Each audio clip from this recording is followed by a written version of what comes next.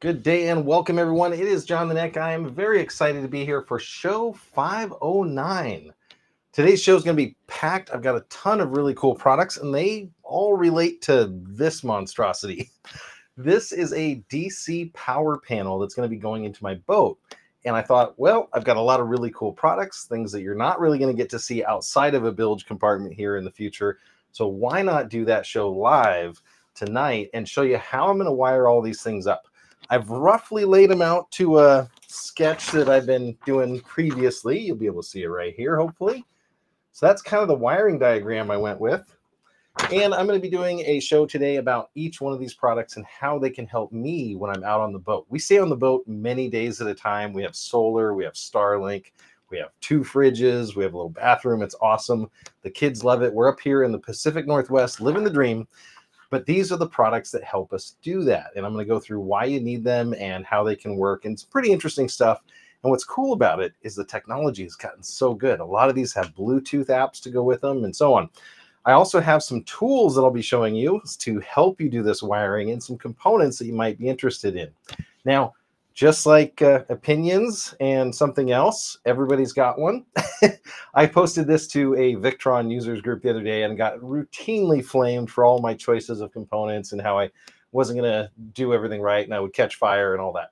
So take this as entertainment and maybe a little product information, but do your own research. Make sure you've properly sized your wire and your components and have a great time, because that's what it's all about. If you're building something, creating something, I want you to have a good time. I want to make sure that it is safe for you as well, and we'll talk about that.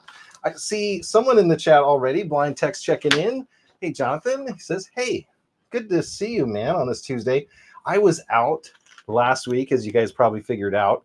What was interesting about that is if you remember the week before a show, I showed you a lot of Starlink products and a lot of products to make traveling a little bit easier. We also checked out a tablet that was waterproof. We checked out an Android phone that really had a lot of iPhone qualities. Well, happy to say we went on this trip and the Starlink performed flawlessly.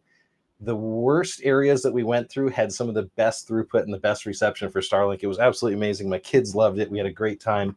So I use the products that I show on the show.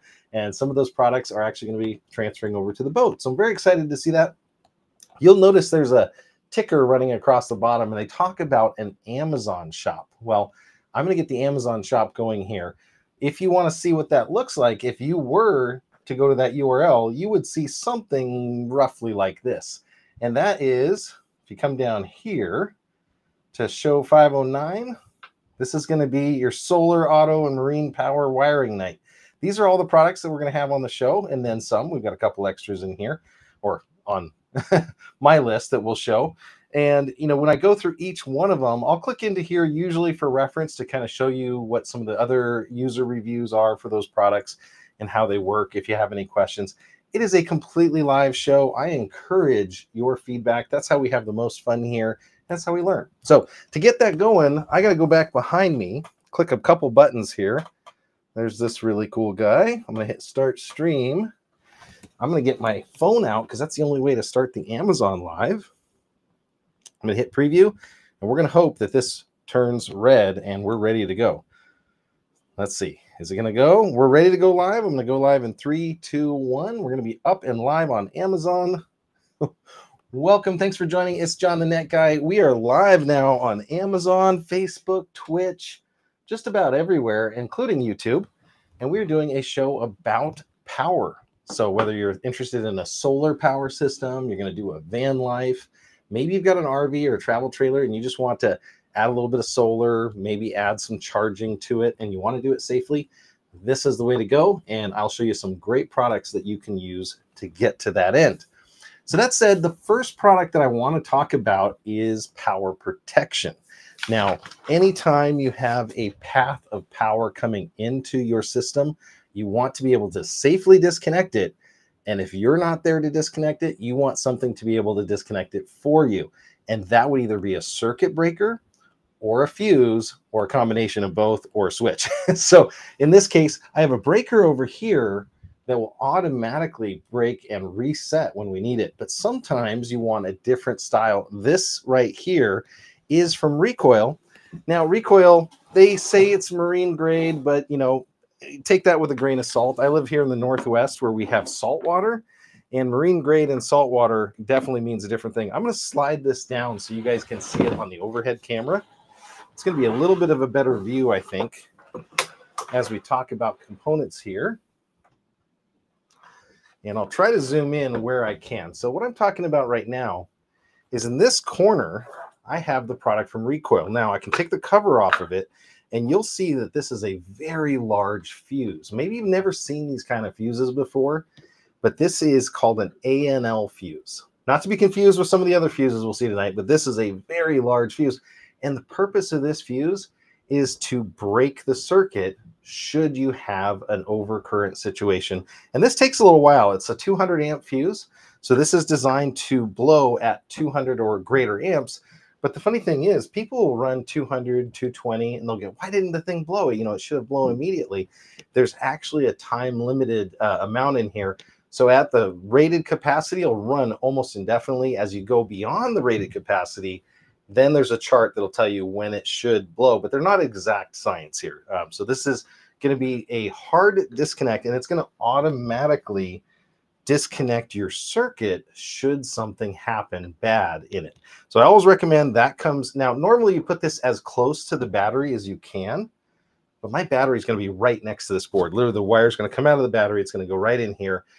There is an ABYC standard on all these that it's a voluntary standard, so you don't have to comply with it. But if you're selling boats and you want to get insurance and do all that cool stuff, you would do that.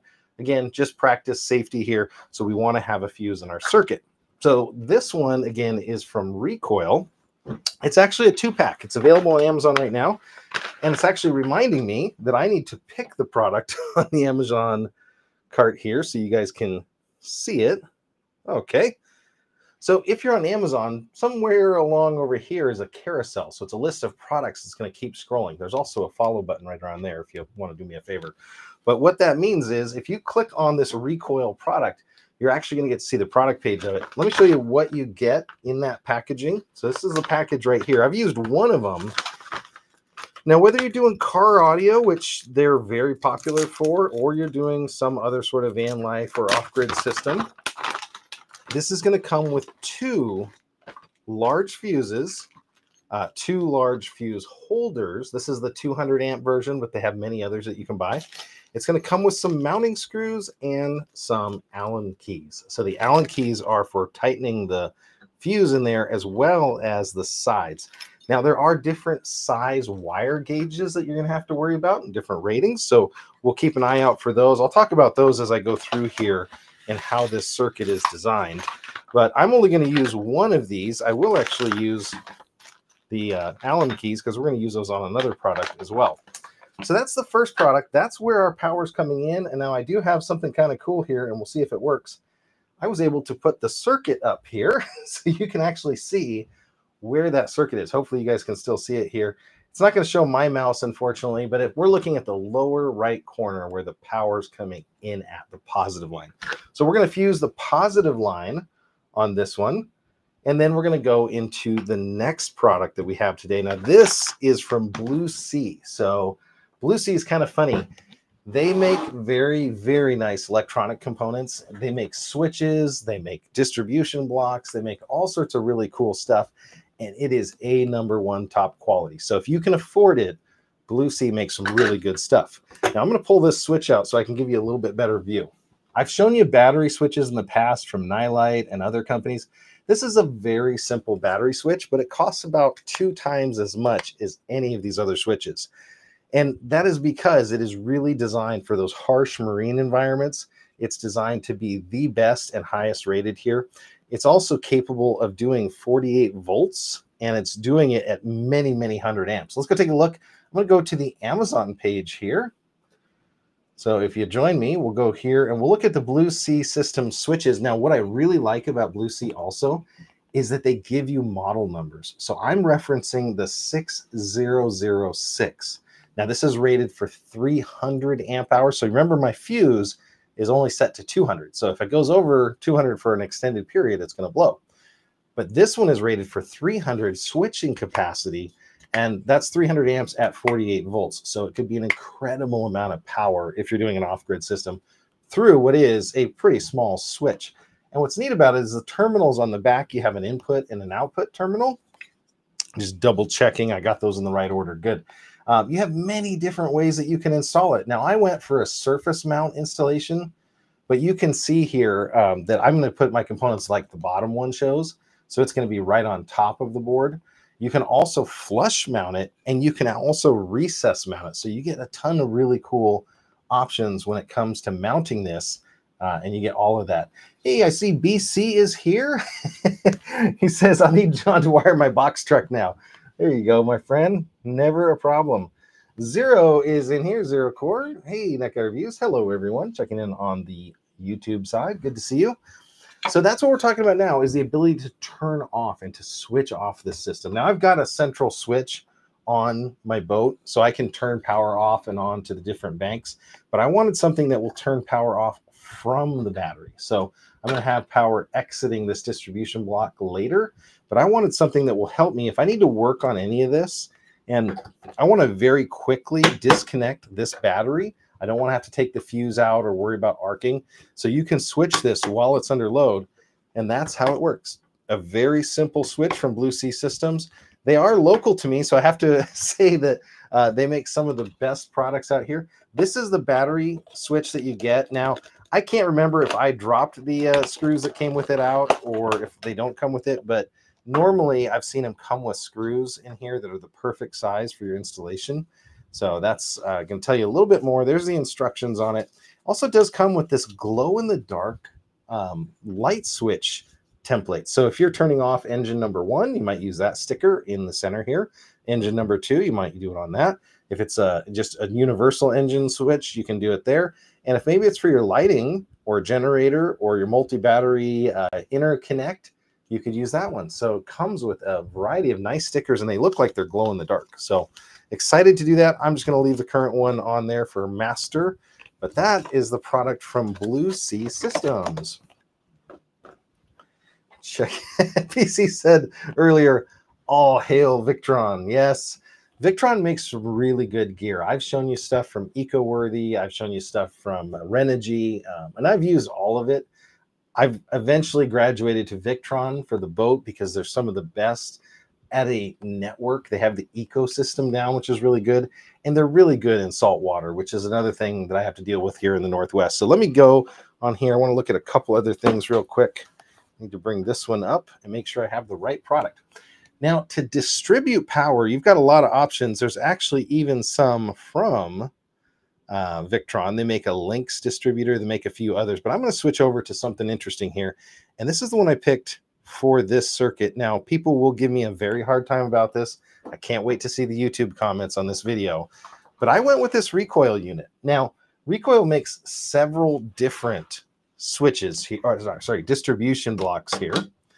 This one uses mini ANL fuses. Now, I could have used a simple regular fuse block, but we're talking about currents upwards of 100 amps. And so if I'm switching that level of energy capacity, I need to have some sort of larger fuse. Now, Recoil, this is their MPG3. They have an MPG2 and MPG4. It's 2-circuit, 3-circuit, or 4-circuit. The one thing I like about this is it has an input and an output for your main power, which I'm going to take full advantage of. So we're going to make a cable that runs from this switch right into the input. We're going to make another cable that's unfused of these. We're not going to add any other fusing in here. And we're going to go out to our bus because that's already got its own system and its own switching and everything and fuse protection.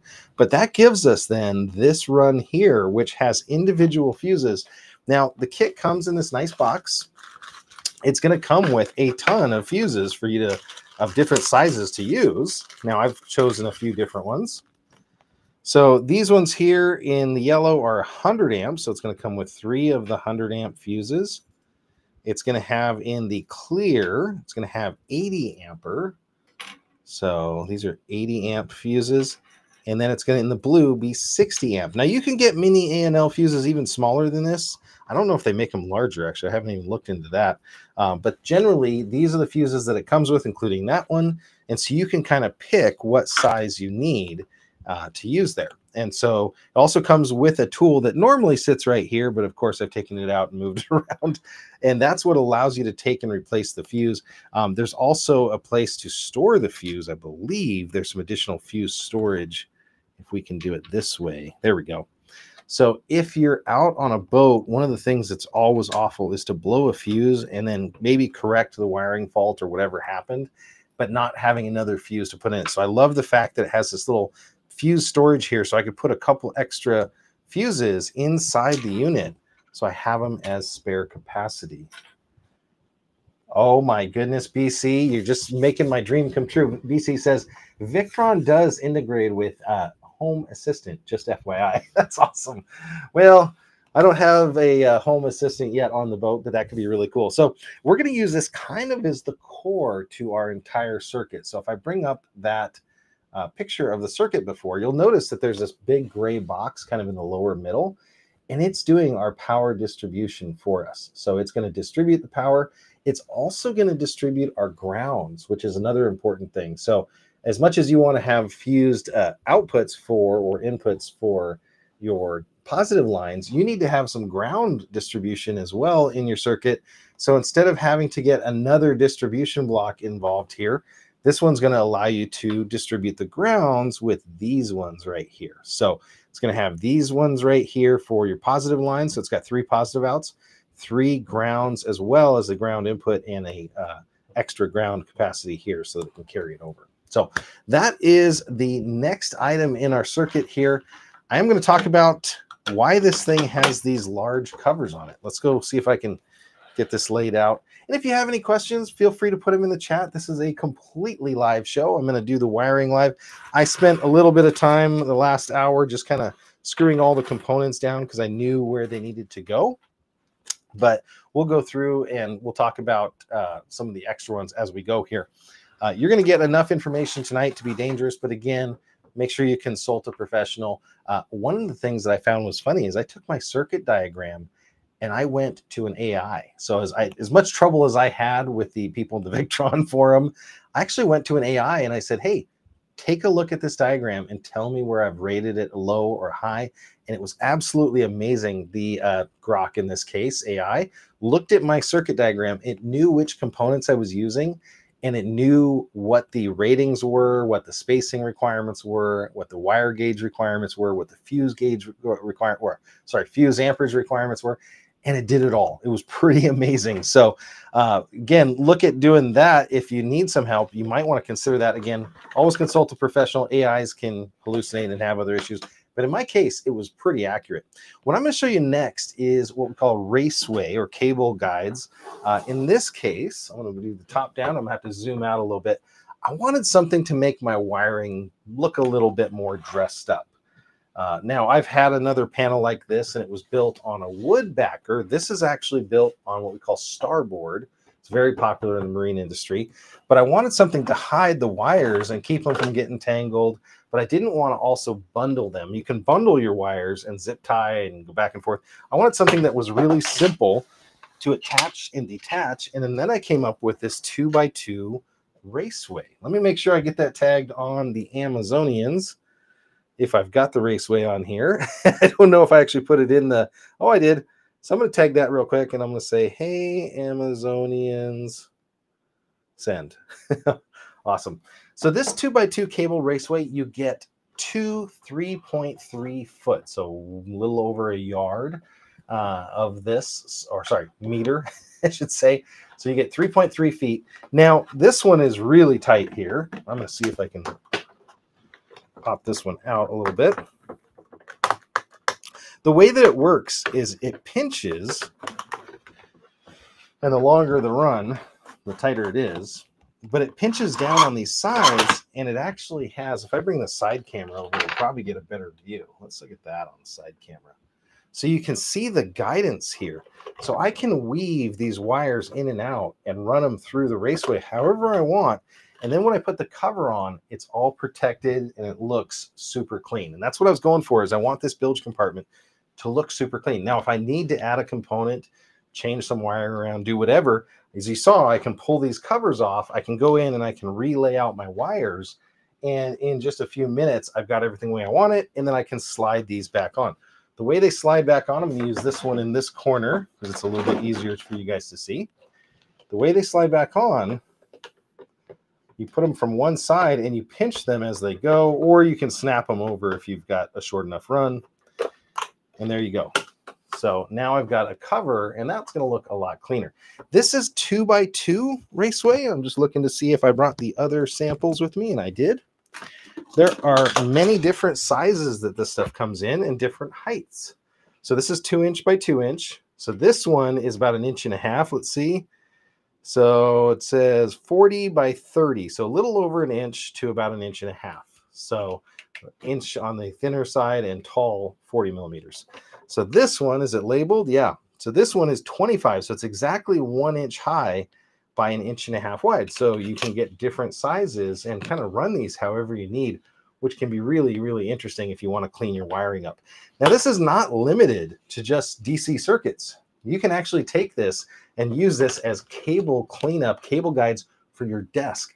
And the beauty is it has an output every 1/2 inch or so here. So you can run your cables out. Now, in some of these, I might actually cut the little bridge piece out, and that's okay. So I can cut those to make them fit better. Now, I'm going to show you on Amazon, when you buy them, what's going to come. You're going to get this really long box. So it's 3.3 feet. And you're going to get 2 of these. You're going to get 2 very long systems. So if you're trying to dress up a desk, I might even use this extra one underneath my studio desk here, because my sit-stand desk goes up and down. So I can mount this to the bottom, and then I can run my wires through, and then very easily I can snap this cover on, as you see, and then it dresses up my wires. But this is what you get. It actually comes in 2 pieces here. I don't remember if I had screws on this one, but the other ones, the smaller ones, do come with both adhesive and screws. This one definitely didn't come with a stick down adhesive. So that's a different product you may think about. And when you're doing this kind of paneling, if you want to keep stuff out of your wires, if you want to keep your wires hidden, that can be really cool.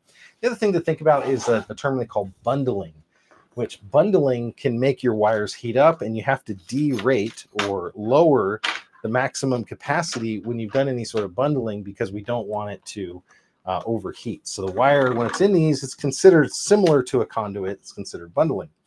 So taking a quick look at the next product is actually the eco-worthy battery. I'm going to save that towards the end. I'm going to skip through that product, because once we get this all hooked up, I hope that we can hook up this eco-worthy battery, which is a really primo big upgrade for the boat. We're going to be really excited about this year. And then we can take a look at the Bluetooth app and other things that it has. So I'm going to temporarily put this off to the side, this panel, and I'm going to talk about crimpers and connections. So we're going to switch gears, do that, then we'll come back and we will go ahead and start building this, because I know you guys are excited to see the actual building process. I just happen to have an area over here off to the side where I'm putting my temporary stuff. And I'll need this in the next part. And I'm going to set this over to the side, and it will be back shortly.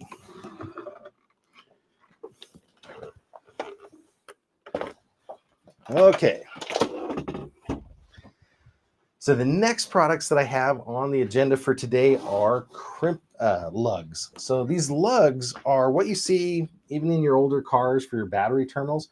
They're basically large terminals that allow you to attach wires to specific components, whether it's batteries, whether it's terminal studs, whether it's distribution blocks, other things like that.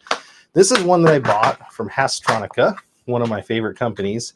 And they're pretty decent. You know, they're not super heavy, but these are copper terminals, and they have different sizes of holes in the end. I'm going to bring this down so you guys can see them.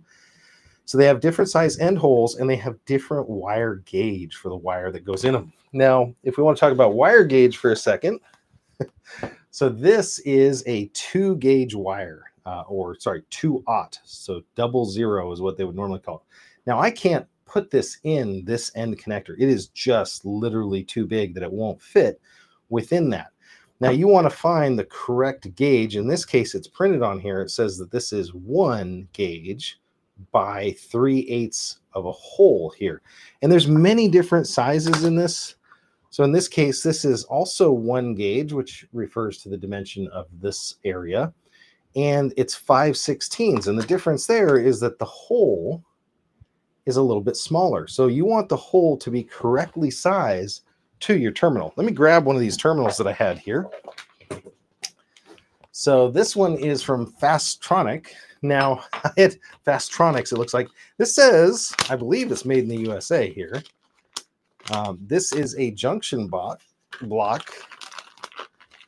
And I need to replace the one in my boat. And I want to see if I actually have the one to show you guys, because this is actually pretty funny to talk about quality of components. Give me 1 second, because this is pretty entertaining if I can find that component.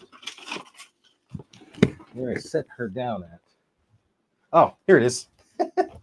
Why am I replacing this terminal? Well, this is the main power terminal that my boat's engine and the starter and the alternator went through. This was screwed down, and it was so corroded that when I went to unscrew it, the screw literally snapped off.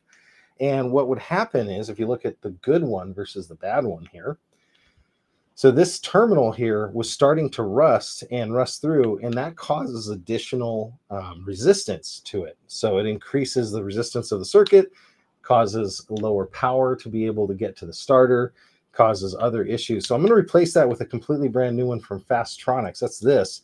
It's stainless steel. And what you would notice here is, depending on the terminal gear that I purchase, let me get this one ready.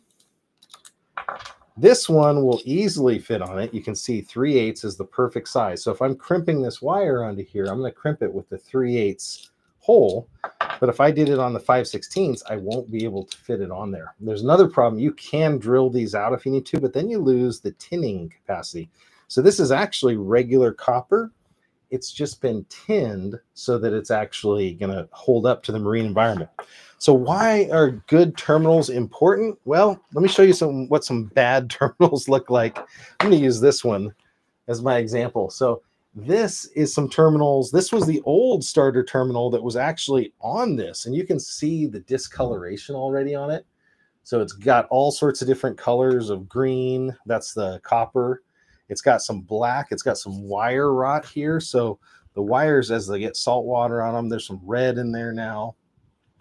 So, you'll notice that this terminal is going to fit on here, but it won't necessarily fit on here. So you got to get your gauge of your wire and your ends set up. So what we're going to do, I'm going to zoom out a little bit so we can do this today. I'm going to show you a bunch of different ways to apply wire terminals, because we're going to replace this one. And we're actually going to replace the whole section of wire. So now I know, because I looked at this wire, that this wire is 2/0. And so that's 00 in wire speak. And what's funny about the gauges, if you'll notice this, we can even use this as an example. So this one right here is 4 gauge. 4, 2, this is 6. Now what's funny is, why is this one that's 6 much smaller? This one that's 4 is bigger, and this one that's 1 is even bigger than that. Well, that's because wire is measured in gauge, American wire gauge, AWG, and the bigger the number, the smaller the wire. And my daughter, I was asking her about this, and she goes, oh my gosh, it's just like earrings. And I was like, well, I don't know what came first, the earring or the wire gauge, but wire gauges are in numbers. As you get to very large connectors like these 1/0, or I've got some that are very, very large coming up, they go into 0. Well, there's something bigger than 0, which is 00 and quad 0, or 4/0, you'll hear it called.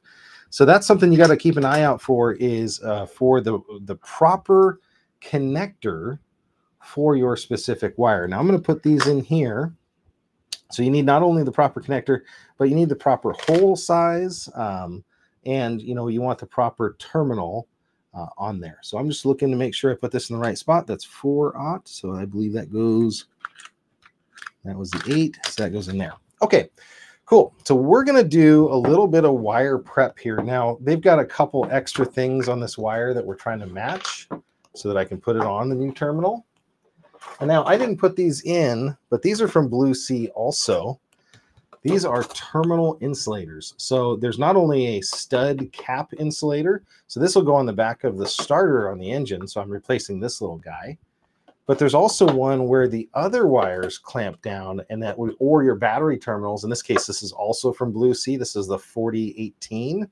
This is the 4012 red, and this is why I love Blue Sea, because I can give you these model numbers and you'll get the exact same component if you're doing something similar.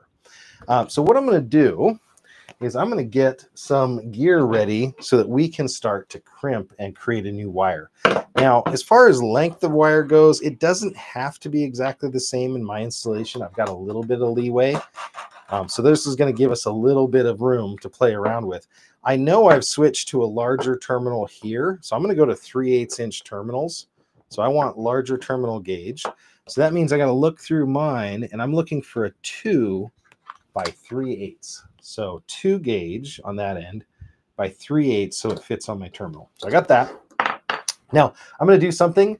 There's that do as I say, not as I do. I'm going to do something people are going to get really mad at, and that is I'm going to strip this wire using a set of wire cutters. Flame me in the comments if you want, but if you actually go look at the actual wire stripper cutters that you need that are cutting the insulation off, they're just a pin that's going to go through and cut this, and then as you cut upward you can remove the sheathing. It's supposed to be better on these wires, and if I was doing this for, you know, a pro installation, I would potentially get one, but they're, you know, between $20 and $30. And if you're very, very careful, you don't need them. One thing I would recommend here is look at the depth inside of your connector and then figure out how much you want to take off here. Now I'm going to see if I have something I can mark this cable with. So I'm going to want it to get in there, and I don't want to go too short and I don't want to go too long. So I'm going to mark it right there because that's about as far as I want to cut. Maybe a hair back further, a little bit there. There we go. So if this is your first time here, this is John the Net Guy. We are making a wiring panel. We're doing some bunch of electrical work tonight, so you're helping me out get my boat ready for summer. We're ready for the big fishing seasons. I'm going to take this 2 gauge wire here, and I'm going to go ahead and use, I'm going to get a little bit closer like this so you guys can see what I'm doing. I'm going to go ahead and use these cutters, which are designed to cut very large gauge wire. They're very sharp. Don't put your fingers in there. Don't play around with them. That will cause a lot of pain. And what I'm going to do is I'm going to hold them at a little bit of an angle. So instead of cutting, the cutters are going to be at the same angle. And I'm just going to spin this around very lightly. You don't have to put much pressure because it is very sharp. And I'm just cutting through that outer layer. And it can walk on you if you're not holding it in the right angle. Now, I am going to lose a few strands. So there's like 1,000 strands of wire in here. You can see the very end of it and how tiny, tiny, tiny. It looks like those are solid, but those are actually tons and tons of strands of wire in there. I'm going to go ahead and take a little cutter. I'm going to cut vertically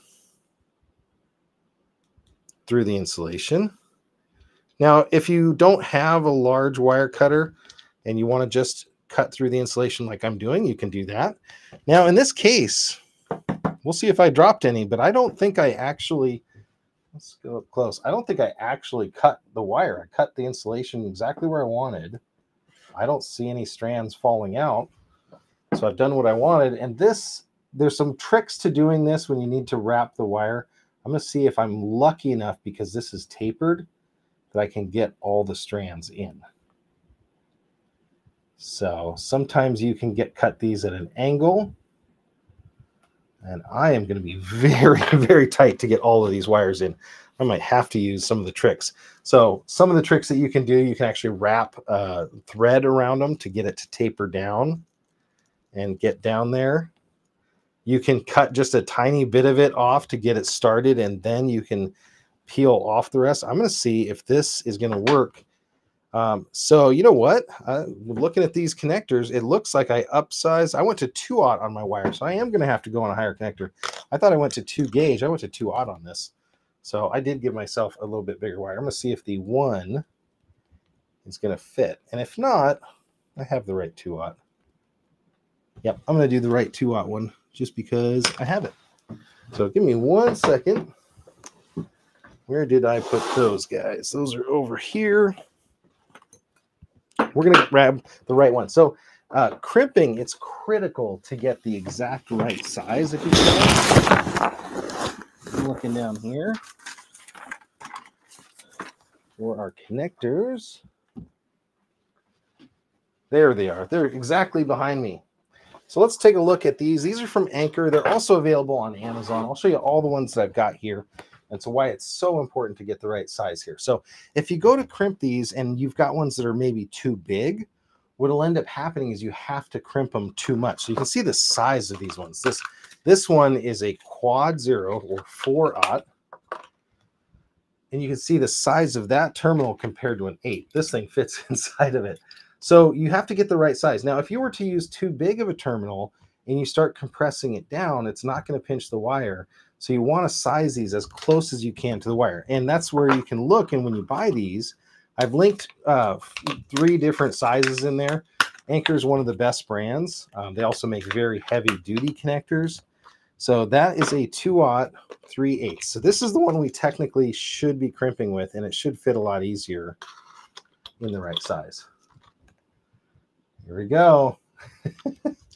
So BC's checking in, says, oh man, you're killing me. You're going to talk about Anderson next. Better safe than sorry to use the correct gear.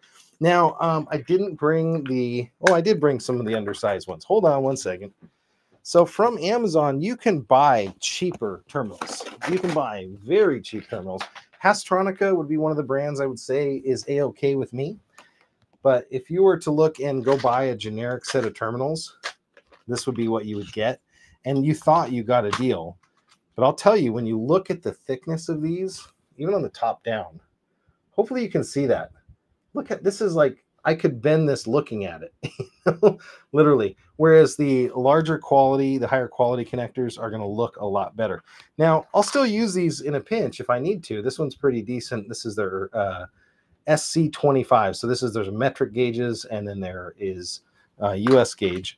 But in this case, I might use some of the larger ones, but these little ones, are just not high quality at all. So you got to make sure you're getting the right quality. So this is a 2/0 3/8. So that's going to fit perfectly there.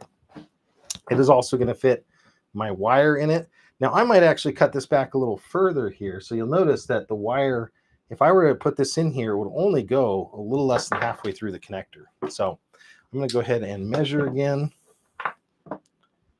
where we want this to taper. And we're going to add some heat shrink to this too as well, so that we don't get some of that ocean air. One of the problems with salt water, even salty air, is that it can start to corrode and degrade. You can even, if you're really concerned about water intrusion, and some of them I've done that, you can even put a light coating of dielectric grease in the terminals. So I've done that before just to give myself a little insurance. So I did a very light job there, and I'm going to go ahead and cut through the outer insulation. And then we'll pull that apart, and we'll crimp our first connector. Now, you've got many, many choices when it comes to crimping, and we'll show all of them that I can. I've got 3 options when it comes to crimp gear.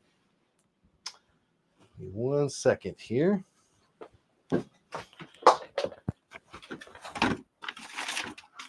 Next time I'm going to set all of my tools out ahead of time so that we have them.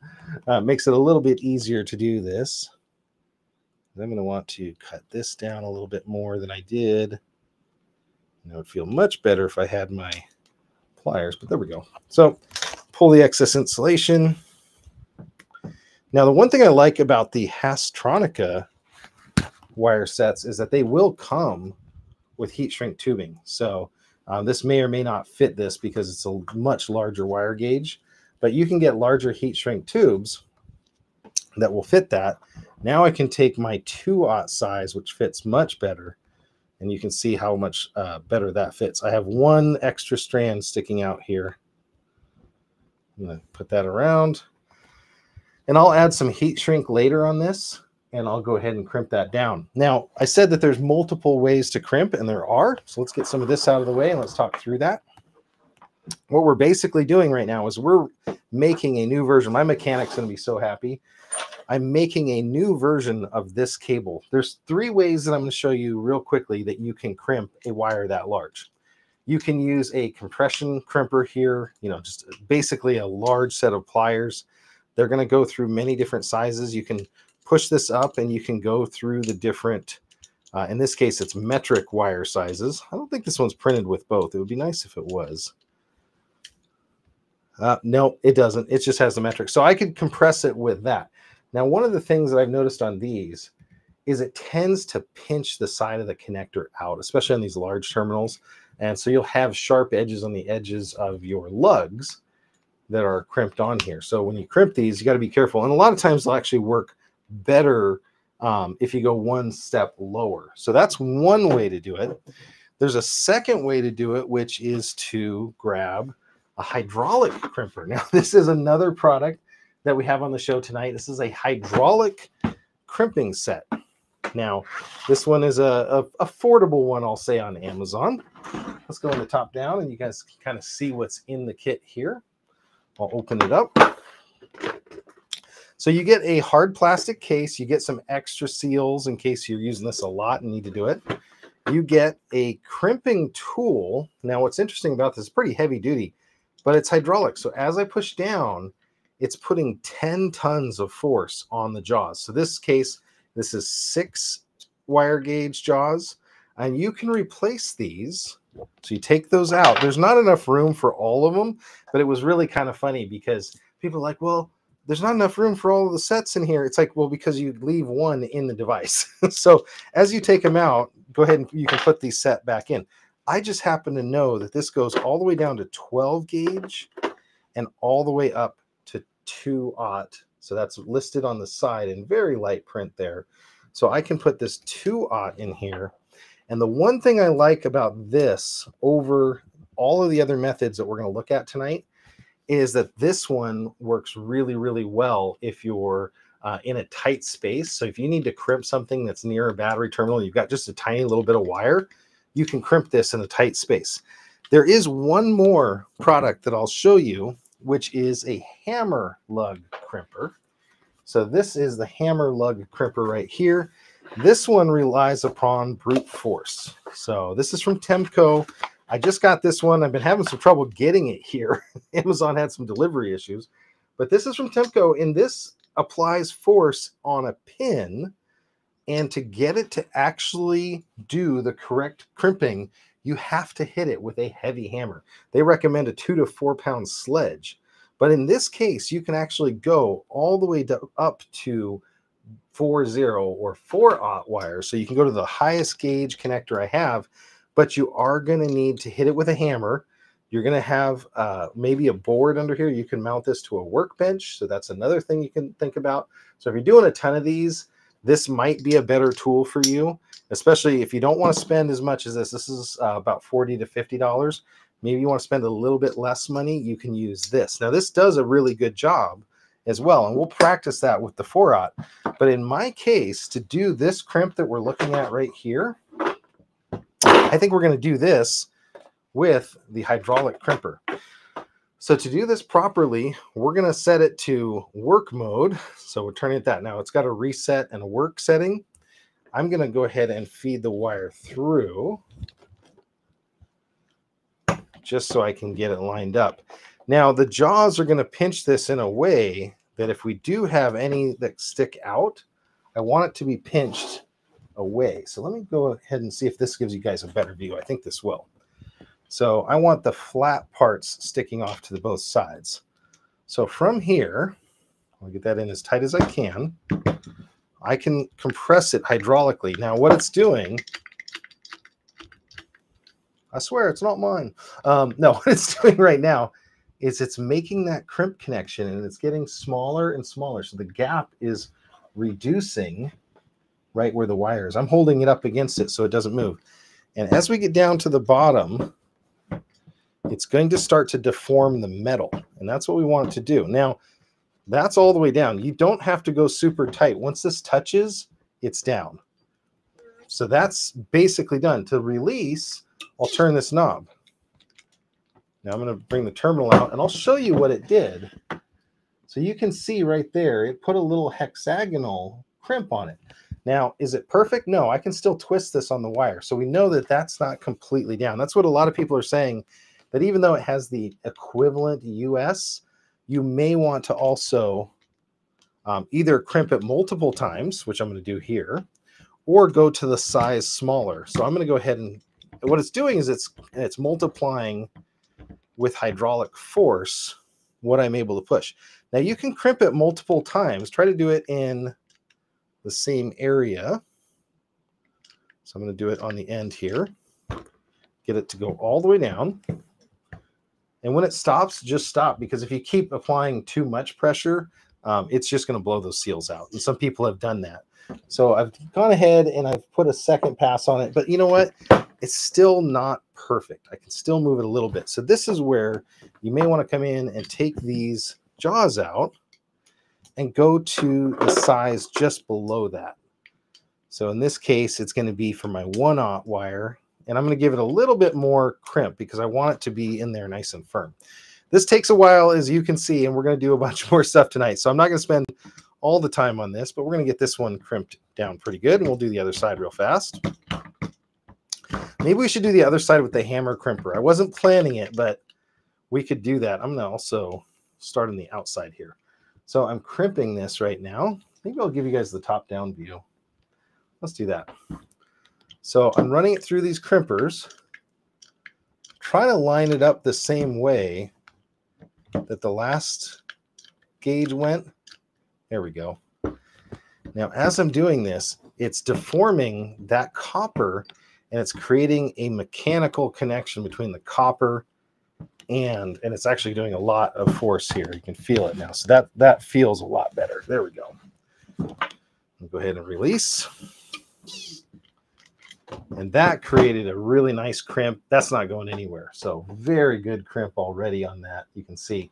I'm going to go ahead and do it one more time a little bit forward. And on this gauge, it didn't look like it put any sort of out, sides at all. So maybe if you don't have enough wire, you don't have the right connector, you might run into that. But in this case, it crimped really, really well. SG comes in on the YouTube side, says, nice. Yeah. So these crimpers work really, really well. The hydraulic unit, not bad. I think these are $43. I didn't look at the price. Let's see. I had them at $43.39, and that's probably a pretty economical. It says it goes up to 2/0, but you be honest, I bet you I can do the 4/0 in here because these dies are a little bit big for what they're saying they're rated at. So I'm going to go ahead and crimp it one more time here on the end. I'll give you guys this view because I think it's better. So, some people, you can lay it down so you're not putting all the force on this little tiny tube here. So you can lay it down and you can get a lot of force in there. I think it stopped, so we're good. I'm going to release. And excellent. That is not going anywhere anytime soon.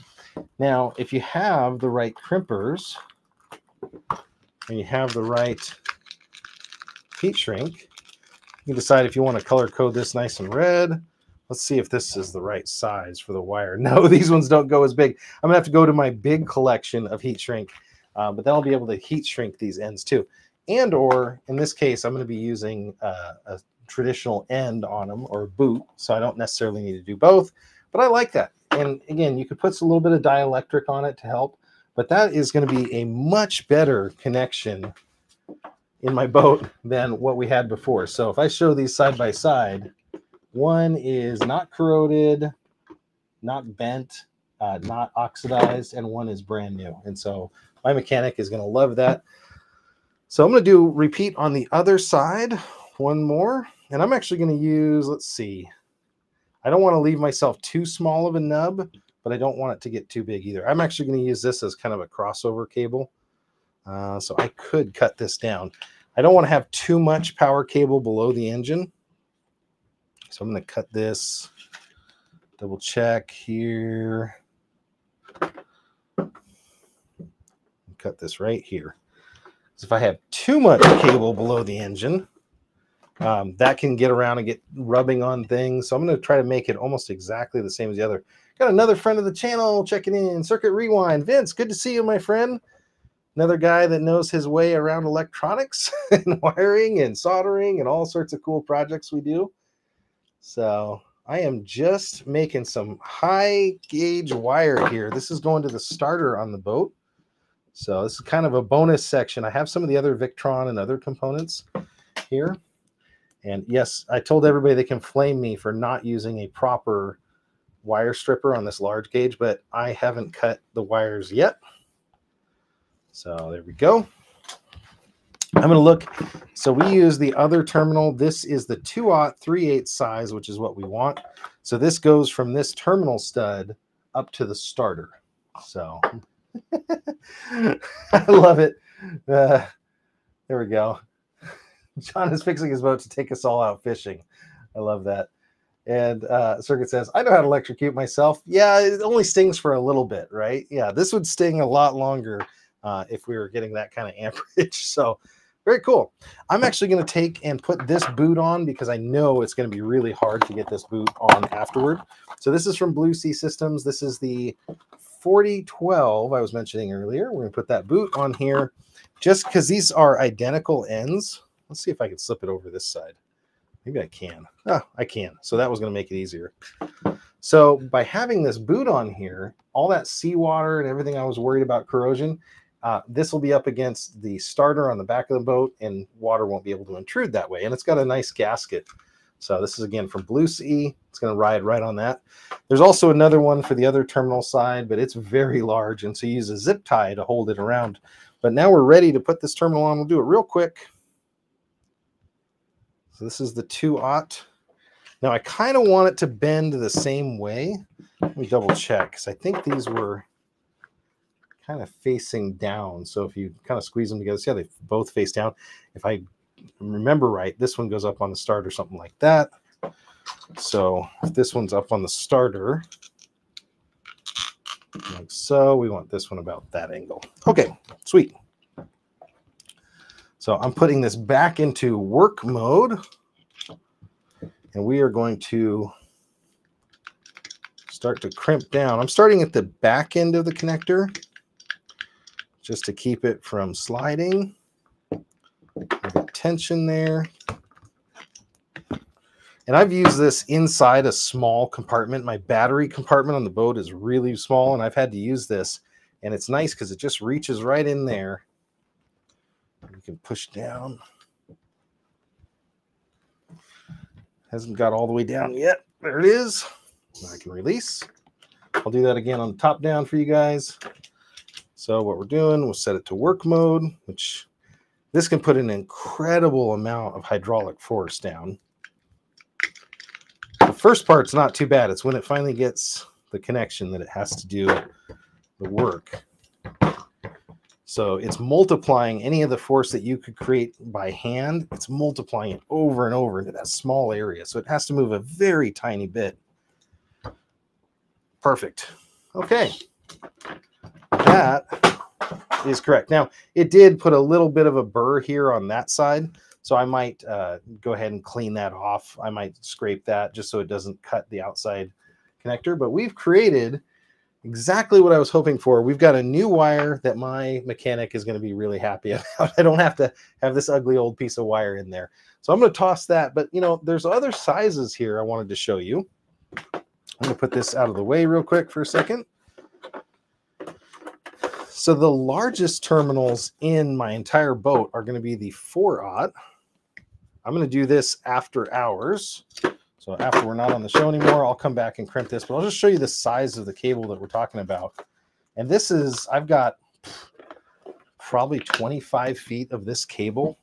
And that's really why I wanted to do this new wiring. And actually in this situation, I can't afford over $10 a foot for this cable. So what does this cable look like?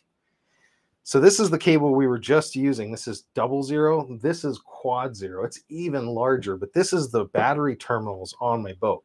So it said that the hammer one would essentially work. And the way that this works, I haven't done it before, so if I do it wrong, you're gonna have to let me know. But this will create all of that force in that one little area. So if we get this right and we hammer that, I'm gonna have to put some safety goggles on. I think I'm even gonna do a couple other things to be safer here. But we can crimp down this 4/0 connector if I have all the right gear. And I don't know if I've set it all up. Yep, there it is. We'll try this out. And if it doesn't work, we'll switch to the other one here. So I'm going to go ahead. And this is a very large 4x6 post. And the reason I brought this out is one of the advantages of this Temco connector is that you can actually nail it down to your workbench. So in this case, I could actually take some nails. I'm going to see if there's actually room here. Now, I thought, what a great idea. Headphone warning, by the way. About using some duplex nails that I could very easily take out. But I think those might actually be in the way of the crimp. Let's see real quick. You know, they're fine. They're just above it. So I'm going to use these duplex nails. It's just to keep this thing from flying around. So that's to keep it where it needs to be. So this connector goes in here. We're going to align it somewhere in the middle, and we are going to find if this one works. Are you guys ready? Now, I'm supposed to be using a 2 to 4 pound sledge. I grabbed the biggest framing hammer I have. The difference is it's going to take more hits. So let's see if if I get all the cameras in the right orientation for this one. We're going to see how this one works. I think we'll start with that and see how much it'll scoot around. But I'm going to go ahead and hit once. And of course, I've got all my computers on this one. Now, this isn't enough. I need more pressure than that. But it's a good start, and it's creating that mechanical crimp. Now, potentially, I could move it around upside down. So I'm going to take this and finish it later, but that's the difference on how this one works versus the other two. So I was just showing you guys earlier, we've got the standard crimpers for the larger size. This one, I believe, goes up to like, 1 gauge, but won't go into the aughts, maybe 2 gauge. These ones, the hydraulic crimper I just used, we showed that up to there. And then this one, we have even higher. Oh, we've got a great spammer in the stream. Let me go ahead and kick this guy out real quick. There, he's out. So hopefully there's that. Okay, sweet. So I'm going to put this down, but this is from Temco. Let's go take a look real quick at the Amazon just so you see a better view of it. But this is from Temco. It's very highly rated. I can take my glasses off now, too. If you're just tuning in, this is John the Net Guy. We're taking a look at crimping and wiring solutions here. In this case, this is the Temco Industrial. It was available for overnight shipping for me. Heavy duty, and it actually did a pretty good job on this crimp. I'll bring you guys back over here just to show you. So it did actually put that nub in there, and it did taper the bottom. I was worried that the bottom might be flattened out, but I like actually how that worked. Other than being super noisy and not working real well in a tight space, I think this thing's going to work. So I like that hammer one. If you want to save a little bit of money, only 17 bucks right now for this one. It's going to do anywhere from 8 gauge. I'd tap lightly on 8 gauge all the way up to 4/0, which means give it a good whack because it's going to need it for that size of gauge. I'm going to go do that to these terminals, but I'm going to be able to replace the terminals with this one. And I'll give you just a quick picture here because they're able to get a little bit closer. So you can use some screws to mount this to your workbench. So if you're doing this all the time, you could mount this to your workbench and just have a little area where you crimp your wires with. You don't need to have to use the hydraulic crimper. I think this has a neat opportunity to work really, really well if this is something that you're looking for. So I'm going to take a quick look back at the Amazon chat. Hey, Argood is here, and Joanna. Hey, Argood. Long time no see. There we go. He's checking it out. We've got quite a few people that have played on Amazon, so that's really slick. Hopefully you're learning something. Let me show you real quick why I'm replacing the terminal on this 4 gauge. If you look at this other terminal here real quick, you can see how that one's getting corroded. Also, there's all that black grease oil. And if you look down in there, you can actually see it'll start to black wire rot on some of these wires. And once it gets inside the terminal, this actually creates resistance. And then when you're starting or trying to use your starter and it's running really slow, that can be a good indication that you might need new terminals. And this will work whether you're doing a boat, RV, van life, whatever. And when you start getting into these higher amperage systems, you're going to need to have higher gauge wire and higher, thicker connectors. So very good. I'm going to clean up just a little bit while we switch over. I do have a couple other products that we can take a look at. We did do the crimping, which was awesome. We got that taken care of. But we'll switch back over to this panel. We'll wire up a couple things. Then I'm going to fire up the Victron stuff, and I'll show you the difference on Victron and how it runs versus some of the other brands. So you'll get to see that. I'm going to put this other stuff away, and we'll talk about what these other Victron components do. So hopefully you guys are having a great night. I'm going to take a quick look at the chat. If you have any questions about the products we're looking at, let me know, and I'll be happy to cover them in more detail. And then we're going to check the final thing tonight will be the eco-worthy battery, because that thing is awesome. I'm very excited, and we'll talk about amp hours and how to size things and how long those things will last. Clean up the studio. Hopefully you guys are having a great Tuesday. Bring this up.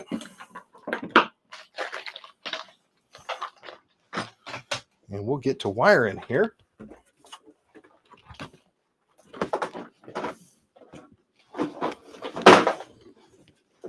There we go. So what is this gray looking panel that I've got here? This is Starboard. I mentioned this earlier. You can buy it on Amazon. It is very expensive. There are some other places that have it a little bit cheaper, but the advantage of Starboard, unlike a piece of plywood that you might use if you were doing an off-grid shelter or something, because plywood is more than plenty for that, this is completely impervious to water. So it's basically like a cutting board material, but it's a 1/2 inch thick. It doesn't flex much. There's a little bit of give to it. So it's not necessarily structural, but it is good for adding components to, and it takes a screw pretty well. It's not going to hold as good as plywood though. So make sure that you upsize your stuff here. So we'll talk about the wiring, and we'll start wiring this out. I'm actually going to cut this. So this one had terminals on it, and I did the ultimate sin, if there is one, for doing wiring, which is when you have a ring terminal that's not the right size, cutting it and stretching it. Yeah, I did that when I was out on the boat and we were installing this. It was dark. I was getting, impatient, and noticed that the terminals on the distribution block were too big. So I'm going to cut those ones off, and we're going to do a lot smaller version here. Now I actually have a toolkit that I've shown you guys before on the show. This is one of my favorites, and this is the one that I actually use on my boat. I went and grabbed this out of the boat because it's got strippers, cutters I can use one-handed. It's got a little spring to go in between them, but I can go through and I can strip up to 10 gauge wire, and I can put new terminal hardware on that. In this case, we're going to strip this wire and we're going to put it into this circuit, because this box here that we're going to wire with this is from Victron Energy. This is a battery charger. Now, regular battery chargers are not that expensive, but when you get into lithium batteries, you need to charge at a higher voltage, and you need to charge a little bit differently. So lithium iron phosphate, all the different chemistries. When I say lithium tonight, I mean LiFePO4 lithium iron phosphate, because that's the most common for large size here. So when you do that, you're going to need a different style of charger. Now, Noco makes some great ones. I've shown you those on the show before. I'm just trying to find the right size here. So I'm undoing the ground connector. I'm going to get you guys over so you can see. Maybe it's a little bit easier this way. Let's see. There we go. So I'm undoing the little ground connector. And what's beautiful about this from the Recoil company is that I can run my wires however I want down this trough. I can find a wire exit. I can drop this through that wire exit, and I can push it into this distribution block. So it's going to distribute not only my hot side, but it's also going to distribute my ground side. Let me get my hand out of the way so you can see what I've done there. So now make sure you're crimping the wire. So get a good look down there. I'll do that when I'm done here. Make sure you're crimping onto the wire itself, and that's going to create a connection to ground. There we go. So now I want to create a connection to the battery. So this case, it has 100 amp. I'm actually going to go a little bit lower than that. So I'm going to take and open this mini A&L fuse. Now you have to take one off. You can usually slip the other one. Now, ironically, the smart charger here is internally fused. So me adding a fuse onto it is actually just an additional precaution. So this smart charger is going to get an additional fuse, but it is correctly fused internally automatically. So I'm going to go ahead and just loosen that one up. I'm going to go ahead and get the 60 amp. So this charger is only good for 25, but in case something ever happened to the wire, the fuses are really to protect the wire in this case. So I'm going to go ahead and do that. Good deal. And just, it's nitpicky, but I'm going to have the fuse rating at the top and the size up at the top. Now what I've noticed here too is that my screwdriver, which is magnetic, was able to pick this up. Most good stainless won't be magnetic. So this tells me that this is just plated. So this is probably nickel plated, or some other lower gauge, or sorry, lower quality. So, you know, these are not going to be as nice as like a Lynx distributor from Victron, but it's going to do the job, which is what we're trying to do. It's going to add fuse protection to our circuit. And then I'm going to start adding wire, and then we're going to just, I'm going to fire this one up individually, and we'll go through the app and you can see how the app works on it. It has a couple interesting modes that I like. So I just got to tighten that down. We don't have our battery hooked up yet, but when we do hook up our battery, it's going to do a really good job. My editor is going to have a field day with this video too, because he's going to have to jump back and forth to when we're doing the actual installation of each component. So it's going to be interesting. I do not envy him, but he's been doing a great job. He's getting a lot of product videos out. He was working when I was on vacation, so I can't complain. So you'll see if I go to the top down, how clean this wiring looks now. So if you think like my old one was all over the place, I had wires jumbled, but now I can tuck these wires into this raceway. This is only 25 amps. I'm not moving the full 100 or 200 amps through this thing. And we're also going to run the direct wire to the house system is going to come right off of this stud and go that way. So this is really just to organize my solar, some of the other things, and it's going to go through this as well. So that is from Victron Energy. Now I'm actually going to hook this up because it doesn't have to have a battery on it to work. And I'm going to show you via the Victron app what makes this charger so special. So I fired it up. You'll see the power light will come on here in just a second. There's the status light. I'm going to just double check to see what kind of voltages we're getting out of it.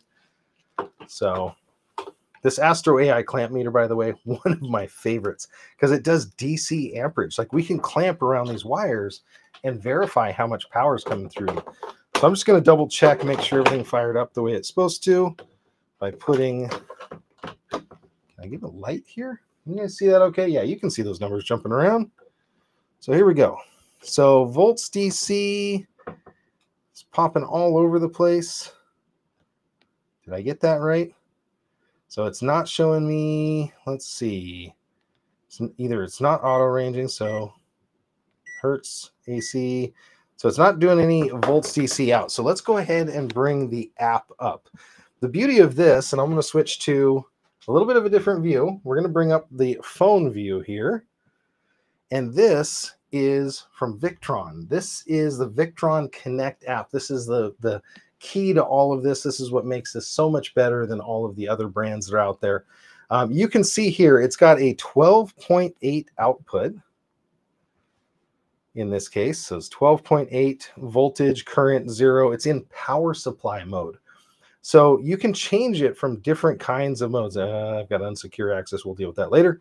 You can go into charger mode, which implies that you have a battery, but this can also act like a power supply. So if you've got an off-grid system and you just want to have a 12-volt supply while you have AC up to 25 amps, you can use this as a very, very high-quality power supply. If you switch it over to charger mode, that's where the world gets more interesting, because now you can say, I've got lithium batteries, I've got normal batteries with reconditioning. You can set the current limits. You can do all that. And you can even turn it off remotely, which is kind of cool. So I've done that. So it's saying it's outputting 12.8, but when I came back to verify it here, I wasn't seeing that voltage. So let's take a couple other peeks here, what might be causing that. So I don't see that. So that might tell me that I may or may not have crimped this properly. So let's go ahead and back it out. So I'm on the top down again. I'm going to back the wire out just a little bit and make sure I got it. And otherwise, I've got a research project for tomorrow. Let's see. You know what I'm thinking? Thought I saw. Yep. There's good connection there. Let me see if I can zoom in for you. So there's a dent in the top of that wire that tells me that it made a good connection. But I'm going to back this one out. And I'm going to back this one out.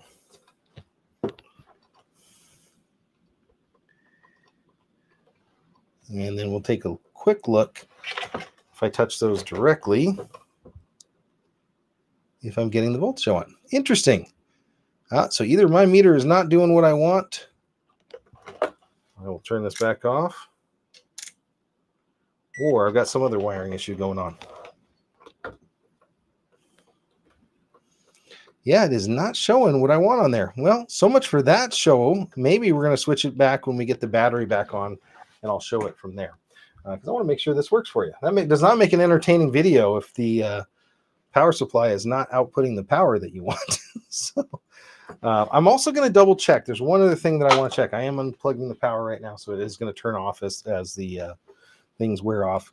On this Recoil system, they have collars that go down, and I just want to double check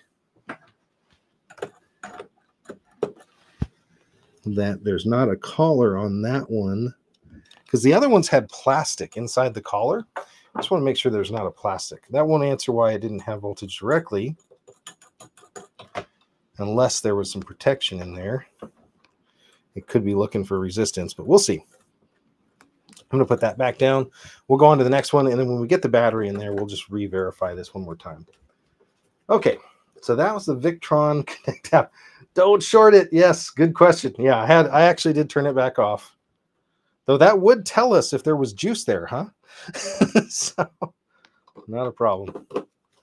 Okay, so that's power distribution for that. Let's talk about the next item on here. So we've got that one connected. I'm going to zoom us out a little bit. We'll talk about the Orion XS. So the Orion XS from Victron is a really interesting thing. So this handles AC to DC charging. So if you're off-grid and you have your system here, but if you have a camper or a van life bus or something else that you're working on, you can't directly connect your alternator to your standard alternator to a lithium power bank. A couple reasons for that. One, the lithium batteries have a very, very low internal resistance. So when you hook your alternator directly to the lithium bank, it's going to be almost like a direct short, because it's going to want to absorb all that energy coming into it. So not a good thing in this case. So what the Orion XS does, and this is what I love about Victron, all of their labeling just makes sense. So this is a 12 to 12-50. So 12 volts in, 12 volt out, up to 50 amps. Now this unit is tiny. I used to have the 12-12-30, and that was for coming from a regular alternator or another battery bank coming into your 12 volt lithium bank, and it comes out at up to 50 amps. It's all adjustable, which is really cool. So that's a very good system. The other one used to be about twice the size of it. It was huge, and they've really come down in size, which is awesome to see how much they've improved. Now I do need to get a smaller screwdriver here real quick to work on this, and I didn't grab my kit. So I'm going to go ahead and do this. So I'm going to remove the covers out of this, and we're going to attach the wires to this one the way we need. So by removing the cover off of these terminals, now you can use ferrules if you want. You don't have to. Ferrules can be beneficial if you want to kind of collect all those wires together. So in this case, it has a common ground for this unit. That's another difference here. Some of the units are isolated grounds, meaning your two systems will be isolated. In my boat, the two electrical systems, one for the house, one for the solar and lithium and all that in the starting system, they all share grounds. So we've shared grounds across everything on purpose. Now I'm just looking to see which wires I brought. So I have a wire with a ferrule already on it. That is a ground. Now this is orange wire. I'm going to replace this with black, but this is the first one I grabbed. And I'm just going to show you how we can run that into the ferrule. And I'll hook this up. Now once it gets a 12-volt source, it's actually going to turn on and we'll be able to use it. Now that ferrule's not all the way in there, so I'm going to take it back out. There we go. Now, I didn't bring the ferrule crimper onto the show, but the nice thing about that is it grabs all of those stray strands of wire, and you want to use stranded wire on boats, but it grabs all those stray strands of wire, and it puts them together so that they can be used much easier into terminals and blocks like that. So it just makes it a lot cleaner. Now, this is low enough gauge wire. I can use this stripper. I actually have another cool stripper I like to use, but let's start with this one.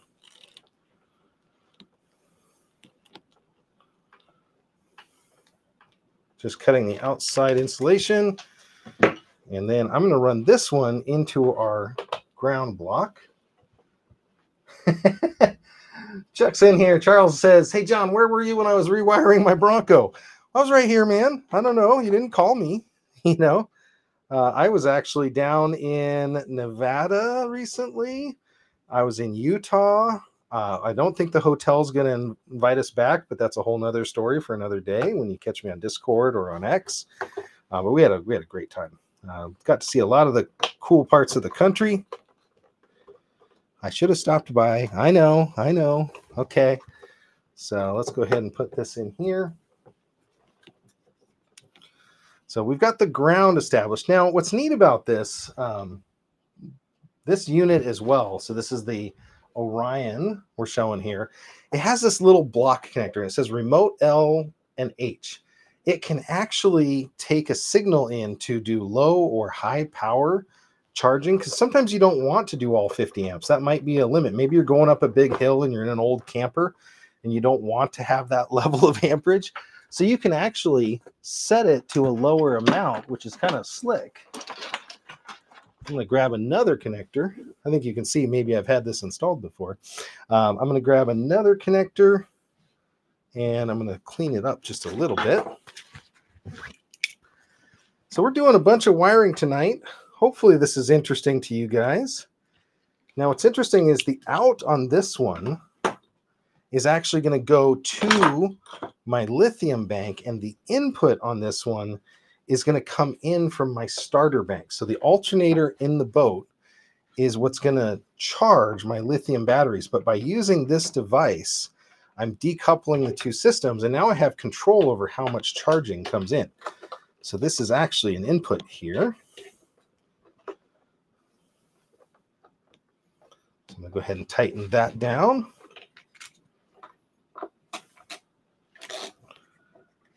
Somebody asked the other day, I had a Band-Aid on here. I feel like a hand model sometimes. But somebody asked the other day, they said, "What happened to your hand?" Because it was all bandaged. Yeah, the boat. I was doing a bunch of fiberglass work. So the fiberglass, when you get pinched by that stuff, it does not feel good. I was doing a bunch of connections below deck. And of course, I did not bring even a crescent wrench up here, did I? Oh, no, there it is. It was just hiding under everything. Okay, so in this case, I'm going to go to this lower corner. This is my starter circuit breaker. So this breaker is preventing any overcurrent for some reason coming from that battery through the wire and potentially feeding into this system more current than it wants. So I'm going to go ahead and slide this through here. That terminal is not the right size. Do as I say, not as I do. I'm going to go ahead and replace that one later. So we'll know that there's that. I'm actually going to put another terminal on here potentially later. So we'll talk about that as well. There's a sense terminal that we need. Okay. So that's just going to be tight enough. There we go. So we've got that connector. We've got our hot. It goes into there. We've got our ground connector that goes into there. We need one more hot connector to go over here to the hot side and pick up the power that we need. So give me 1 second. I'm making sure I'm using the right gauge of wire and the right size of wire. If I have one with a ferrule, I'll use that. In this case, I do not. And I think this might actually be too big a wire. I want to look at what gauge I have here. I'm transferring over from another system that we have. 1 second. This is a very nicely double-edged wire, double-ended. It'll probably fit in that. This looks to me more like 6 gauge, which is exactly 6 gauge. So on all these wires, you can tell I want to use 8 gauge wire. So I am actually going to have to liberate this 8 gauge from another connector that I have. And we only need a very short strip of that. So give me 1 second. So let's size this up. So realistically, we're coming out of the out, coming out of there, coming into the in. I'm going to give myself a little bit of extra trimming. I'm going to cut that much wire. So most of the time, people use too little wire gauge. The wire's not thick enough, and that's what's going to cause a fire. I wouldn't say you can never use too thick of a wire, but if you're worried about voltage drop, this is really, really common with fish finders. They'll use this really dinky wire from the factory, and then you'll have the sonar on, you'll have all the stuff running, and then when you go look at your battery voltage, it's super low, and you're like, my battery's not 10% lower than normal, and it's because the voltage drop on that silly wire that they use. So they're detecting a lower voltage, even though your system is actually performing better, they're detecting a lower voltage because of that. So if you're just joining, we are wiring up this system here. Now there's different size fuses that are in this system right now. I've got a 100 amp fuse on that, which is oversized. Again, we'd go through and spec these out to what they need to be. I'm going to go ahead and I'm going to put this on the second one. So I'm going to go get that one loaded up a little bit. So this is a power distribution. This is the MG3, if you're looking, from Recoil. It can be used in automotive applications. It can be used in marine applications. It says it is coated. So for marine, if you're, indoors, if you're inside a covered area, that probably wouldn't be so bad. If you're in my situation where you may get a splash or two in the bilge for whatever reason, I want to put a cover of some sort to keep splashing down here. But I'm excited about this one. Now, if we turn this on, it may automatically come on. And I can show you some of the cool tricks that it can do.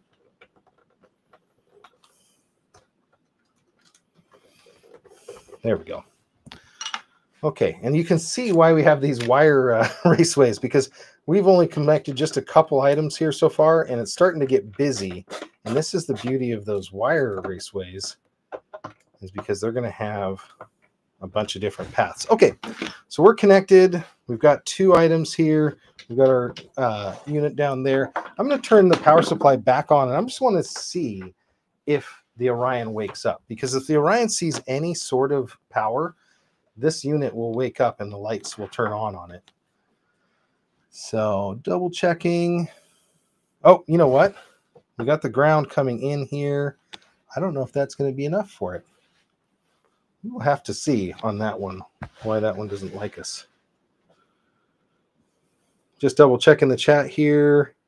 I have not tagged my Victron items in here. So we just connected the Victron Orion. Let's talk about what the Victron Orion does, and we may have to wait until we finally get the other ones connected for this one to come up. So it doesn't show that one yet. I'm in power supply mode. Yeah, BC says I'm missing. Oh, you know what? I'm missing a fuse on that one, and you're absolutely right because it's not going to pick it up. Wow, what a good catch on that, because I thought I was going to put it on the end one, but I changed my mind. So very good catch, BC. That's why you're here. Helping me out. Gave me the hint, and you're absolutely right. So even if it was connecting A to B, it's missing the fuse on this block. So that's how important fusing is. We're going to find it. We're giving it another chance. I did unplug it. So this thing's, I just saw the lights kind of sporadically turning on and off. That's just the capacitors in it draining out. But it doesn't have any connection yet. So I'm going to grab one of the smallest fuses if I can find it. 100, 60, and 80. So we're going to go back to a 60 here because they don't need to be very big. This circuit is going to be for 50 amps. Now, actually, on this one, I am going to go 80. There is a thing called a nuisance trip where if they're not quite there, they can trip themselves. So I'm going to go ahead and put that in. Because, you know, over a longer run, you may have some voltage drop, which means the amperage may go up to compensate. So 60, give yourself a little bit of room at 80. If you're going to have something that grounds out or something that has an issue, it's going to show up for sure. Thanks for that tip there, BC. It's so funny when you're doing things live, how much you do or don't notice in there. I had that connected and it was connected to nothing. So let's do this. We'll fire the blue up again and we'll see if anything comes differently this time. So there's the units. That's what we're looking at today. Now that we're fused, let's see what happens. Maybe we get lucky this time. Okay, so Victron's turning on. I'm just double checking to see if this one will do it. There it is. So the bulk lit up for a second and it's blinking the Bluetooth. So let's do this. I'm going to show you guys how the Orion works. So I'm going to go ahead and go with my phone. This is the beautiful thing about the ecosystem that is Victron. So we just hooked two products up. We have one of them that's outputting in power supply mode, and we have this other one here. Now it's blinking in front of me, and it's asking for my PIN. So let's see if this actually works. Oh, I love the fact that it's not showing you what it is. Hey, there it is. So this is my Orion XS. It says, why is my charger off? It's got my input voltage is 12.8, which is exactly what we wanted. My output voltage, my output voltage is 12.8. My input voltage is 0.1. So it's noticing that on the outside, it's got 12.8 coming in. That's where it's powering itself from. So the beauty about this is that it can go either direction. But if I hit the why is my charger off, one, it doesn't have enough input voltage. So what's beauty about this system is you can set the level of when you want it to kick in. So if you're just sitting there with your stereo on or whatever in your car, you don't want the starter battery to be drained by the system. So this input voltage has to be at a certain level. One, it's also disabled. So I've disabled this because in the winter, I don't want my boat to be charging the lithium bank below freezing. So there was a reason I had to do that. So I turned the charger off in settings. And then the last reason is engine shutdown detected. So it noticed that the engine turned off, or in this case, it doesn't have an engine. So it can actually do that, automatically engage. And it also has a timer where it will wait for the engine to run and get enough power back into the starter to make up for the time that it was off, and then charge the battery for this whatever the starter used, and then it kicks in. So really amazing system here. And so when we go through this, we could enable the charger. We can set the current levels, input and output, and then the lockout levels. And we can even do VE Smart Networking. And what VE Smart Networking does from Victron Energy is it connects all of these devices to each other with Bluetooth So if you're solar charging, your DC charging, and your AC charging, so these are 3 different charging solutions, it can actually optimize the charging to your system from all 3 of these units at the same time. So really, really a nice advantage when you have all of the Victron gear working together. The next item that we're going to hook up is the MPPT. Bonus if somebody puts the actual definition in there. I think it's maximum power point tracking something or other. Don't quote me on that. But what MPPT means compared to PWM, pulse width modulation, it means that this will take the solar panel's energy, and if it's coming in at 20 volts and a few amps, it will change that into 14 volts or whatever my system needs, and it'll convert that extra energy into extra amperage.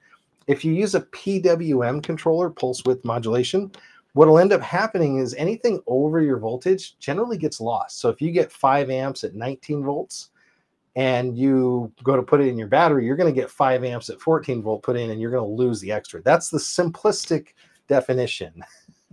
Ben Robinet's checking in on the YouTube side says, hey, John, happiest of Tuesdays to you. Happy to you as well, Ben. We're going to need to go fishing when you're back up in the area. This is the power panel that we're looking at today, is going back in my boat.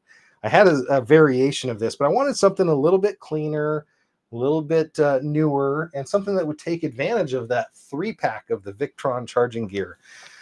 So we hooked up already the AC charger. This is the solar charging, the DC to DC charger, and this is the smart solar charger that we're going to hook up next. I'm going to unplug everything just to make her safe again, and you'll see that we have the power lights here, and those will eventually go out.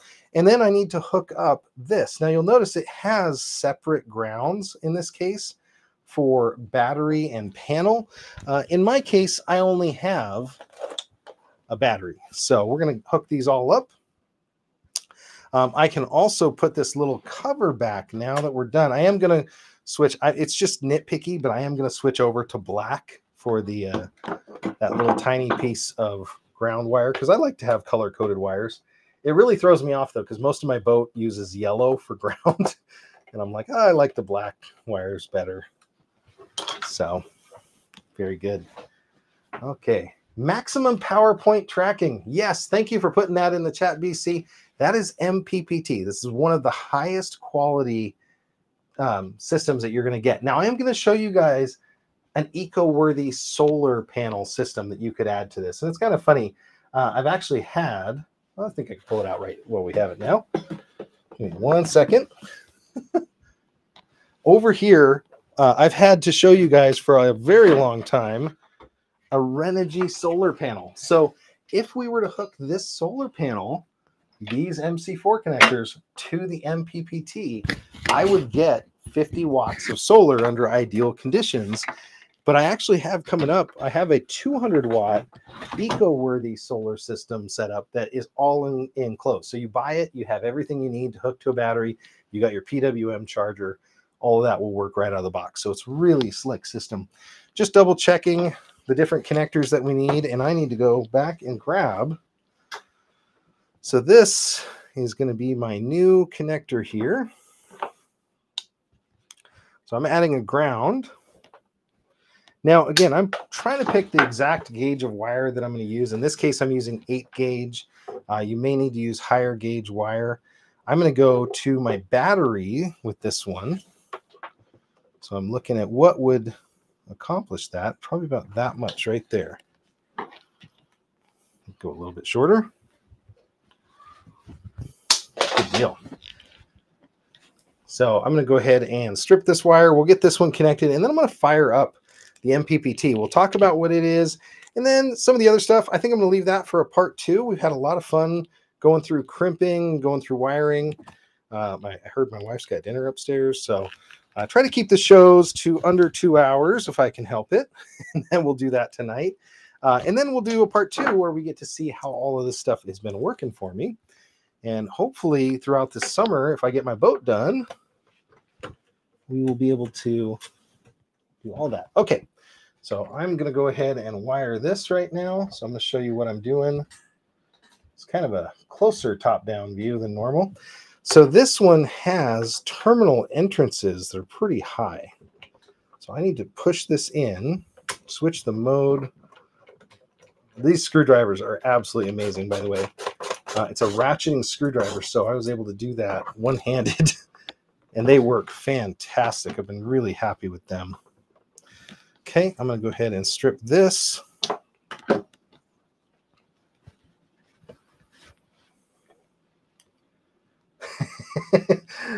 BC says, get your boat done. We're going fishing. Absolutely, man. I would love to share some photos on here. I need to go get my salmon catch photos. I need to go share some of those fun ones with you. I've been looking towards lingcod fishing, but it does not look like it's going to be ready here in May, which is when the lingcod fishing season is where I'm at. So lingcod, if you've had fish and chips, that's your primary fish and chips fish up here, at least in this area.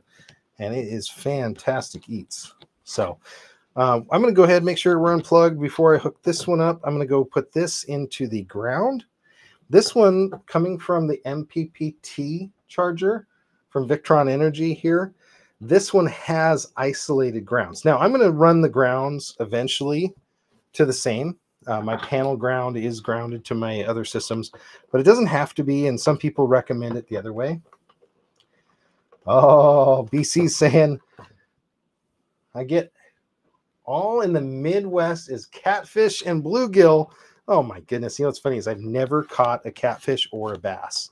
Well, I can't say never. When I was a kid, I was in Utah for a while, and I probably did catch some sort of catfish, but it wasn't memorable like it should have been. Let's put it that way. So we will have to go try that out one day, my friend. That would be a lot of fun. So a bass could be interesting too. They get a bad rap up here, though. Really bad rap in the Northwest for whatever reason. The bass. We don't have a lot of bass in the Northwest. Maybe that's just it. Maybe it's just what we don't know. So, okay. Getting that connected down. I have one more connection for the hot side of this, which we're going to use. Just look in here. It's going to be about the same size, maybe a little bit longer. I'm going to want to go into there, just eyeballing it. Now, there's a lot of traffic in that center area, and I may come back and change it and change up how I want. But that's why I went with the 2x2 inch rail here, because I wanted to have a little bit more room to stack wires. Now, are there other ways we could do this? Yeah, I could reroute some things, but going all into that power distribution, I will probably take some of these. That's actually a really good idea. I'll just pull this out, down that way, looped around one. 1 second. I can get rid of a little bit of the traffic jam by moving everything down this way for the charger. So that's the kind of improvements that you'll make over time. Here we go. So already a little bit better down there just by moving that along. And when you start working with really high gauge wire, that's when things like this really start to matter, is how you've got your stuff aligned. So we're doing pretty good. And at the end here, I'll do the one more app when we get the solar in, and then I'm going to run us through Amazon real quick, and we will be wrapped up. So appreciate you guys tuning in. Thank you guys all for joining tonight. We are connecting the last connection over here for the MPPT to the battery system. So this is the one that will take the power that comes in from PV, that's your panel voltage, and this is the one that gives that power to the battery. And this is super controllable. That's the beauty of the Victron gear, is you have all of the manual controls when you need them. Like I was able to, from sitting in my kitchen, my boat is out alongside the house parked, and I was able to tell it to turn off the solar charger and turn on the solar charger whenever I wanted. So there was no issue there. I'm gonna go ahead and, I can also come through and cut these out. I might want to cut, in this case, because this one's got a little bit of, contention there, I could cut that and run those together vertically. Looks like this is going to reach. That's important. So I think 8 gauge was the right size wire. I like that choice. I think it looks really, really good. Now this one is going to be a maximum of 30 amps. So I'm going to go ahead and I'm going to look for probably a 40 amp mini A&L fuse to replace this. But for now, I'm going to put the 60 in. You don't need that much, to be honest. And it's really just to protect the wire from chafing something else and maybe getting some more current than the wire can handle. So you want to size it basically by the wire. This is protecting the wiring. The individual components in most cases are independently protected here. Okay, so there's that one. So the highest fuse we have in here is 80 amps. And these mini A&Ls compared to like your standard auto fuses, your mini fuses, these things are a lot higher capacity. That's the advantage here. So when we come in and we have an A&L fuse that's 200 amps over here, you won't see that in a normal bus. There we go. Oh, BC's saying, that's why you should integrate it with your home assistant so we can control it without the phone. I like that. I could control it then anywhere if I had it on home assistant. So I keep our boat in a marina nearby.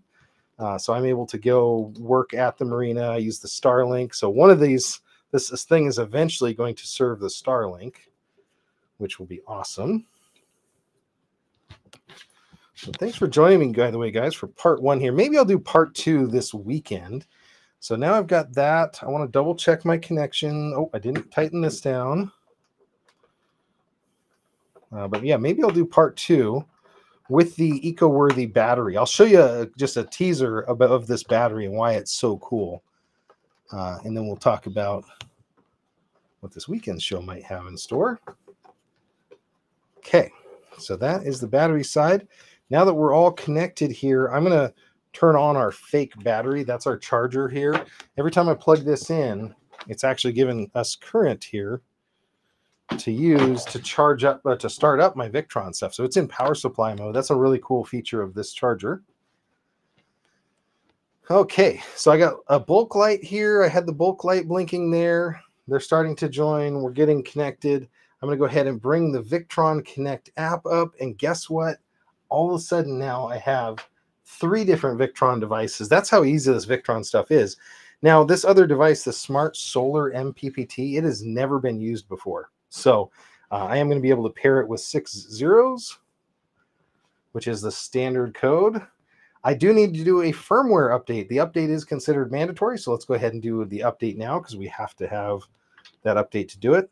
But the MPPT, the benefit of this one over a PWM is if you have a higher panel voltage. In this case, the nice thing about these MPPTs, they can go up to 100 volts and 30 amps. So you can use a variety of configurations, and sometimes the configurations will be different, and you'll want to have more amperage or you'll need more voltage. Now, I'll tell you, this is the one I used to have and used all last summer. This is the MPPT 7515. It's a much more affordable unit, but I was actually able to max this out because I was sending in 400 watts divided by 12, you know, it's 28 amps or something, or 25 amps, whatever it was. And so it was actually maxing it out. So I went with the 30 and 100, so I could actually either go higher on my voltage if I need to, and still get the highest amperage. So you can be sometimes limited by that, which can be limiting, obviously. Now I'll save this one because I might want to put another set of solar panels, maybe on our RV or something. And you want to size your charge controller roughly to the same size as your panels. Now, some people will over panel their charge controller because most of the day you're not at that amount. So they can do that with the over charging their panel. Now here it's rebooting, it's coming back, and now the Smart Solar is connected. Maybe this weekend, if I'm really smart, I can plug in a fake solar panel input here. Smart Solar Charger wants to update again. So they're all updating, all of these devices. So there we go. So it's doing a firmware update on it. And the firmware updates are really, really easy. And that's another thing that you get beyond some of these hardware things. Because this is essentially running software and inside of it, we can get updated software for all of these devices now. and you can get that over the air in this case. And if I'm out on my boat, it will charge it through there. So very good. Just taking a quick look at the chat, make sure I didn't miss anybody. I'm going to go ahead and get on Amazon here, and I will pin a couple of these items if you're joining us on the Amazon. Maybe you're interested in these Victron items. I do have another really exciting thing I want to show you guys that when this all starts working together is really, really nice. Just trying to see where I put that. Back here. So this is from Victron Energy also. So again, all these things work together. This one is the smart battery monitor. This is the actual display of it. I 3D printed this. I got a 3D printer off a site, so I just 3D printed this beautiful cover because it's actually going to go inside the boat, and it's a little mini panel that lets me see all the things. But the other thing that it does is it actually goes to this software. So the Victron Energy software works with this, and I'll be able to see all of the voltages of my batteries. I can see how much current is going in and out. I can see how much the Starlink's using, how much solar I'm generating. You can do all of that either hardware here without my phone, right from the console inside the boat, or if I'm sitting on my phone, I'll be able to do that as well. So let me go back over here to the phone, and then we'll do a quick wrap up of what we did today. So these are the 3 devices that we connected. Those are the ones that are on the panel that we wired today. So we've got our charge controller at the top for the AC charging. This is IP67 waterproof, which is really slick. So using this in a bilge is no problem. We've got the IP65 rated DC to DC battery charger, which is here. And then we've got the IP43 rated smart solar charge controller. 43 is going to be a lot less protected from water, so you can have some mist but not direct splashing, things like that. So if I open up the smart solar here, what you'll see is all of these interesting settings about the voltage, the current, the solar that's capable, the output load if there is any, and then you have history. So it was really cool because I was able to see the history on this. Now, this is an interesting feature that you're seeing right here, and this comes with the Victrons. I love to enable this on all my devices. This is an instant readout to immediately see this. Now, this just means that even before you connect, on this screen, you can see below the devices, you can actually see the amounts. So in this case, it's putting out 0 solar power. This unit is putting out 0 DC to DC charging, and this one is in power supply mode at 12.8. So it's a neat thing. So without even going into them, it kind of gives you a summary. And there's actually a lot of data within these that you can get right from this screen. And so it's another really cool feature. If you're a techie, Victron is really the way to go. So you wouldn't expect anything less from me. So let's just recap real fast what we did today. I'm going to call this part 1. We'll get the bottom side of this all wired up, and we'll get the charge controller here, or sorry, not charge controller, monitoring, the current monitoring system and battery voltage monitoring, state of charge monitoring from Victron in the next part. So we started out today with this A&L fuse holder. Let me pull it up here. That's this 200 amp fuse holder. It comes in a 2-pack. Right now it's available for $12 for both of them. So $6 each, and it includes the fuses. I don't think you can buy fuses that cheap. So if you have a heavy duty battery system, you need an A&L fuse. Specifically, if you're indoors, there are more marine grade ready ones, but this one in my case, it's going to be protected enough that I'm going to be able to use this. We talked a little bit about the Blue Sea 300 amp 48 volt switch here. That's what's here. Very heavy duty terminals. So when we hook this 280 amp hour battery to the system, we're not going to have any problem with overheating any terminals or any wire size issues. That's going to be great. That's going to come out of here and into this Recoil unit, and I'm looking to see if the pretty cover is right here. So it's upside down because that's the easiest way to mount it. But this Recoil unit is giving me 3 circuits of heavy duty fuse protection and distribution. This is the MPG3 from Recoil. 3 outputs, 3 grounds, 2 inputs essentially, or in and out bridge in this case. I'm going to come out of the Recoil. We're going to go into this distribution block for the heavy duty stuff. And if I want to add any other circuits or sub circuits from this, I can do it off of this panel. After that, we actually did some crimping. So I showed you this really ugly wire here that has corrosion on it. It has all sorts of issues. My mechanic was not going to be super happy with me. And we actually made together this one. So we made a beautiful 2/0 crimped connector here with a 3/8 inch stud. So that's going to work great. Now, we're actually going to do the same crimping. We're going to do it here for this terminal. So we're going to come out of this one, and gosh, it's almost big enough I could go straight into the other one, huh? So I might have to rethink that layout. So we're going to do a new style here. We're going to do this setup, and we're going to be able to crimp these connectors. It's going to be much smaller gauge wire, so it'll actually work out. So we did that with 3 different methods. So we had handheld crimpers that we could have used. We had a hydraulic crimper that we used. That's actually in there. That's the 10-ton crimping tool you see. And we even used a hammer crimper to hammer down the 4-gauge connector. So we tried that out. So that was exciting. We did, those were the first parts of this. I talked to you about some of the connectors, some studs, some other distribution stuff. Then we just, in the last few minutes, we did the AC to DC charger from Victron.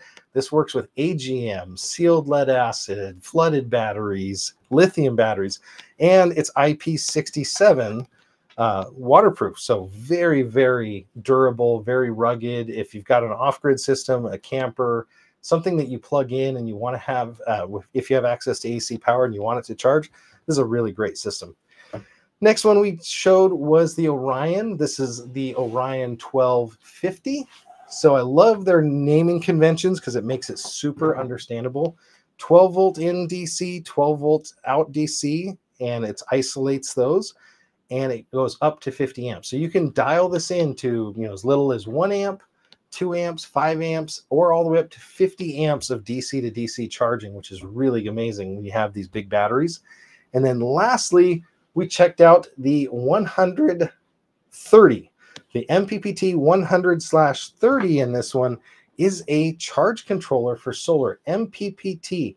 That was the maximum, what would we say?